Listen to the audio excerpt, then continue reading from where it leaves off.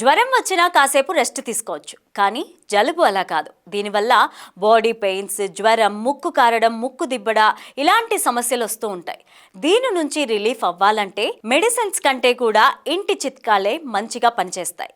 ముఖ్యంగా ఈ టైంలో కొన్ని లిక్విడ్స్ తీసుకుంటే జలుబు సమస్యల నుంచి దూరంగా ఉండొచ్చు. అవేంటో ఇప్పుడు చూద్దాం. అల్లంలో ఎక్కువగా antioxidants, antimicrobial, anti inflammatory గుణాలు ఉంటాయి. ఇవి బాడీ పెయిన్స్ని తగ్గించి అలసటని దూరం చేస్తూ ఉంటాయి. అల్లంని టీ లాగా చేసుకొని తాగొచ్చు. దీనివల్ల కూడా సోర్ థ్రోట్, బాడీ పెయిన్స్ తగ్గుతాయి. అలసట కూడా దూరం అవుతుంది. ఇక విటమిన్ సి యాంటీ ఆక్సిడెంట్, బాడీకి ఎన్నో విధాలుగా హెల్ప్ చేస్తుంది. దీనివల్ల ఇమ్యూనిటీ బలంగా మారుతుంది.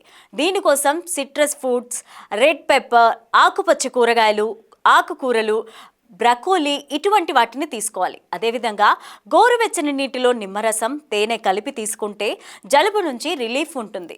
వెల్లుల్లిలో అల్లిసిన్ అనే యాంటీ మైక్రోబయల్, యాంటీ వైరల్ గుణాలు ఉంటాయి. వీటిని మీరు డైట్లో చేర్చడం వల్ల జలుబు లక్షణాల నుంచి రిలీఫ్ పొందుతారు. తేనెలో యాంటీ బ్యాక్టీరియల్, యాంటీ మైక్రోబయాల్ గుణాలు ఎక్కువగా ఉంటాయి. తేనెని నిమ్మరసంలో కలిపి తాగడం వల్ల గొంతు నొప్పి తగ్గుతుంది. దీనివల్ల దగ్గు కూడా దూరం అవుతుంది. అయితే తేనెని 12 నెలల కంటే తక్కువ వయసున్న చిన్నారులకి ఇవ్వకుండా ఉండడమే మంచిదని నిపుణులు చెప్తూ ఉన్నారు. ఇక ఇందులో కొన్ని గుణాల వల్ల పిల్లలకి సమస్యలు వచ్చే ఛాన్స్ ఉందని, చికెన్ సూప్ తాగితే జలుబు తగ్గుతుందని కూడా చెబుతున్నారు.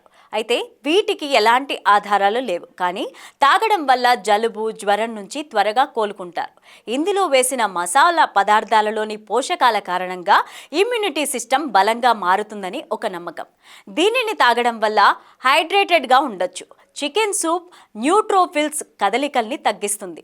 న్యూట్రోఫిల్స్ అనేవి మీ బాడీ ఇమ్యూనిటీని కాపాడే తెల్ల రక్త కణాలు వంటివి. కాబట్టి మీరు చికెన్ సూప్ని తీసుకోవచ్చు.